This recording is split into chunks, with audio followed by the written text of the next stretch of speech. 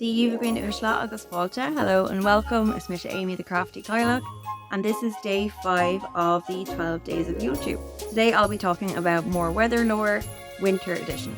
So earlier this year I made a video on a selection of superstitions in Irish folklore and how different birds, animals and also other environmental factors can help give us an indication of what to expect weather-wise. Today I'll be talking about some of the ways that we can predict or anticipate frost and snow. So firstly, frost is said to be on its way if a gander, which is a type of bird, stands on one leg, and it can also be predicted by listening very closely on a silent night, where it's said that trains can be heard much more clearly on a night where frost or rain is expected than any other night. We can also tell that frost is on its way by looking at the night sky. So in particular, if you see the stars sparkling or there is a sharp new moon in the sky, that can indicate that frost is on the way. If you check your cupboard and you see that the salt is getting hard and sticking together, that can also indicate that frost is coming. On to snow then. There are lots of different birds that can predict when snow is coming by observing their behavior. In my video about robin folklore, I was talking about how robins are said to predict snow when they jump onto windows or doorsteps. But they're not the only birds that can help predict this type of weather. So if you see hens jumping on top of bushes or crowds of crows going from field to field, a lot of birds coming together in a group, or geese coming over to Ireland from Scotland, it's said to be an indicator of snowy weather. There are also other animals and their behaviors that let us know snow is on the way. So in my weather lore video, I talked about how cats sitting with their back to the fire will predict snow. And also if you see cows going into shady fenced areas, when sheep come down from the hills, or when the sheep gather together facing each other in a circle, that is said to also foretell snow. Wind direction can also give us an indication of snow and other icy conditions. My granny is always talking about the east northeasterly wind bringing really bitter cold temperatures. And that's also what I've found on the Dukas archives.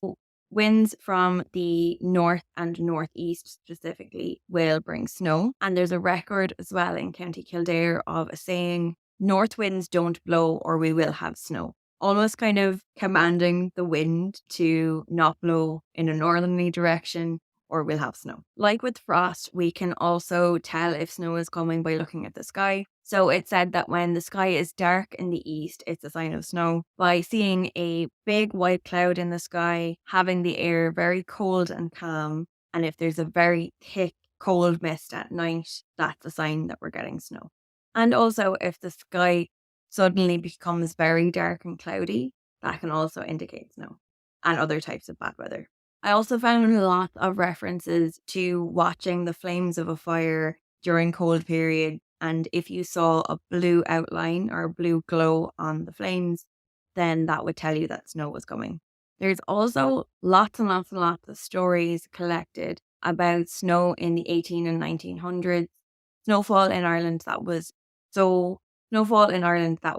so big and so heavy that it covered houses, covered over herds of cattle and sheep, completely locked people into their houses with how big the snowdrifts were. And it got to the point where people had to shovel their way completely out of their houses and give aid to their less well-off neighbours. So a lot of people in the community came together to dig each other out of the snow and make paths between the houses so they could travel and help each other. There's even in some of those records stories about sheep and different animals like cattle and horses and donkeys being found in the snowdrift by seeing holes that were made from them breathing. Some of those records talk about really big snowstorms in 1801, in 1852, in 1917, in both January 1917 and also on the 1st of April 1917. So let's just hope we don't get weather that bad this year.